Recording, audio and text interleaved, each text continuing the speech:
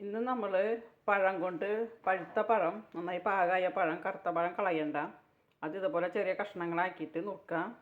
പഴം കൊണ്ട് നമ്മൾ നല്ലൊരു കട്ട്ലേറ്റ് ആണ് ഉണ്ടാക്കുന്നത്.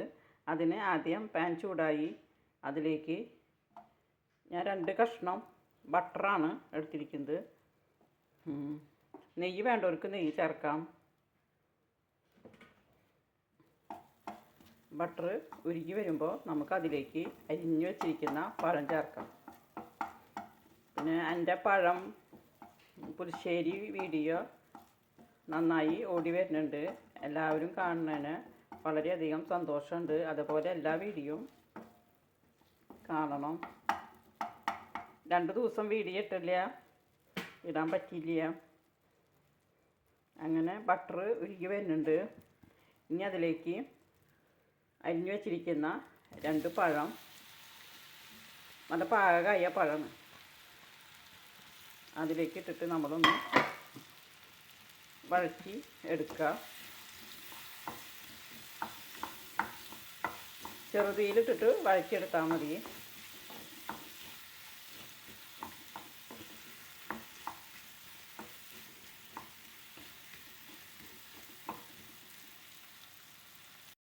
പഴം മധുരമുള്ള പഴമാണ്, എന്നാലും 2 ടീസ്പൂൺ പഞ്ചസാര ചേർക്കാം.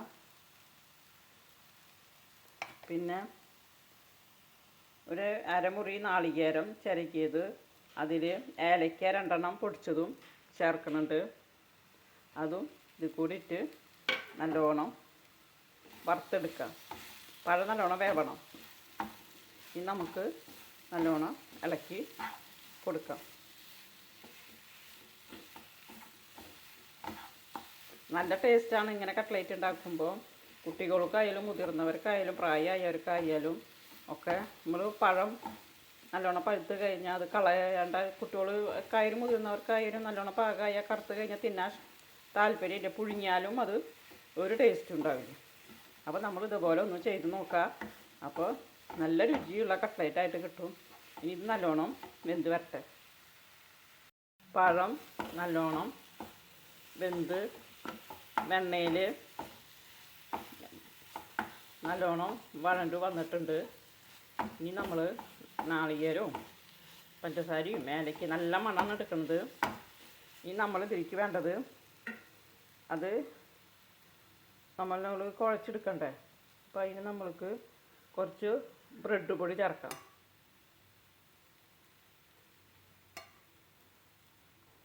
ബ്രെഡ് പൊടി ചേർത്തു. ഇനി അത് നല്ലോണം മിക്സ് ചെയ്ത് എടുക്കാം.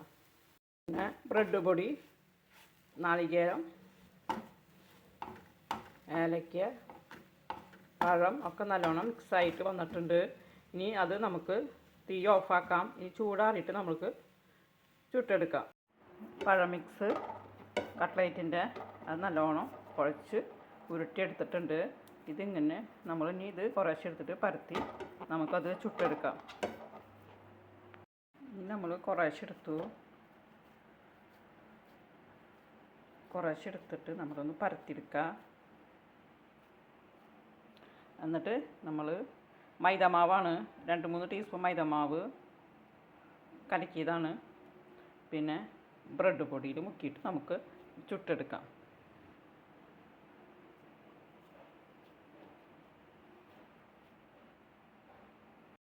പഴം കട്ട്ലേറ്റ് ഒക്കെ എടുത്ത് പരത്തി കയ്യിൽ ഇട്ട് അമർത്തി എടുത്തു. ഇനി അത് നമ്മൾ മൈദമാവിൻ്റെ മിക്സിയിൽ മുക്കിയിട്ട് ബ്രെഡ് പൊടിയിൽ മുക്കിയിട്ട് നമുക്ക് ചുട്ടെടുക്കാം. മൈദമാവിൽ മുക്കിയെടുത്തു. ഇനി നമുക്ക് ബ്രെഡ് പൊടിയിൽ മുക്കിയിട്ടെടുക്കാം. ബ്രെഡ് പൊടിയിൽ മുക്കിയിട്ട് നമ്മളിങ്ങനെ ഇതുപോലെ ഓരോന്നായിട്ട് എടുത്ത് പ്ലേറ്റിലേക്ക് വയ്ക്കുക. അങ്ങനെ നമ്മളുടെ കട്ട്ലേറ്റൊക്കെ മൈദമാവിൽ മുക്കി ബ്രെഡ് പൊടിയിൽ മുക്കി വെച്ചിട്ടുണ്ട്. ഇനി നമുക്ക് ഓരോന്നായിട്ട് ചുട്ടെടുക്കാം.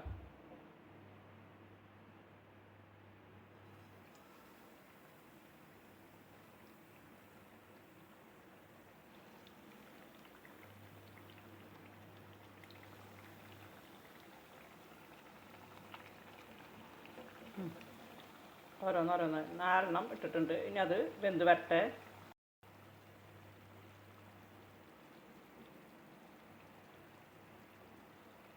പിന്നെ ഒരു പുറം മുരിഞ്ഞ് വന്നിട്ടുണ്ട്. നമുക്കത് മറിച്ചിട്ട് കൊടുക്കാം.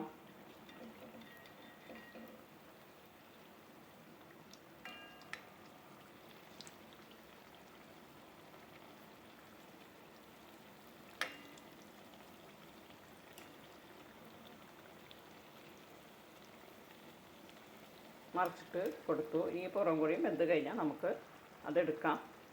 നല്ല രുചിയുള്ള കട്ട്ലറ്റാണ്. എല്ലാവരും ട്രൈ ചെയ്ത് നോക്കണം.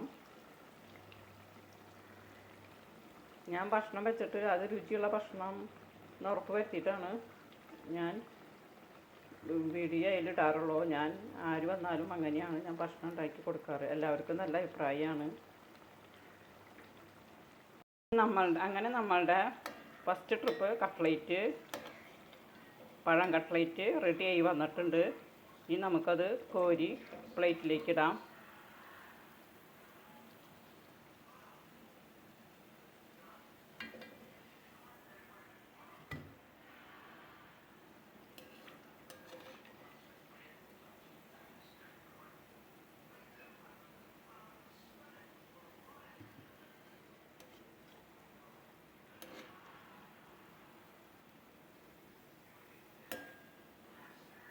പ്ലേറ്റിലേക്ക് ഇട്ടു.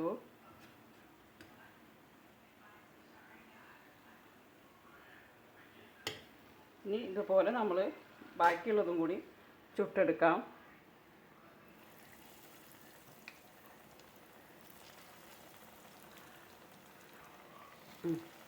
ഇനി അത് വെന്ത് വരട്ടെ. നമ്മളെ അടുത്ത ട്രിപ്പും പഴം കട്ട്ലേറ്റ് റെഡി ആയിട്ടുണ്ട്. ഇനി നമുക്ക് കോരിയെടുക്കാം.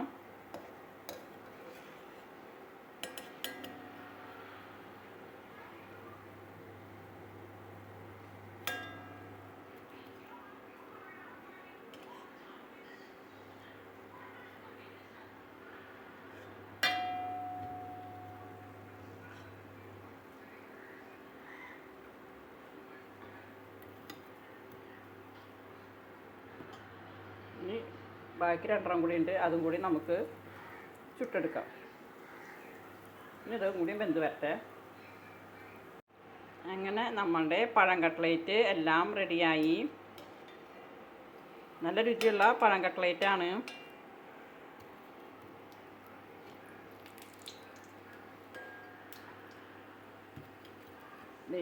എല്ലാം റെഡിയായി.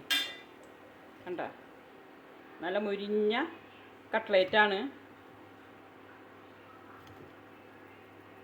എല്ലാവരും ട്രൈ ചെയ്ത് നോക്കണം. രുചിയുള്ള പഴം കട്ട്ലേറ്റ് റെഡി ആയിട്ടുണ്ട്.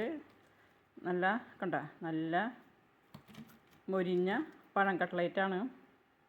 എല്ലാവരും ട്രൈ ചെയ്ത് നോക്കണം. നമുക്ക് കഴിച്ച് നോക്കാം. നല്ല ടേസ്റ്റ് ഉണ്ട്. അതിലേക്കിട്ടേക്കാൻ അതിൻ്റെ ഒരു മണവും നമുക്കറിയണേ ഇല്ല. നല്ല രുചി. ഈ വീഡിയോ ഇഷ്ടപ്പെട്ടാൽ ഒന്ന് ലൈക്ക് ചെയ്യണം, ഷെയർ ചെയ്യണം, സബ്സ്ക്രൈബ് ചെയ്യണേ.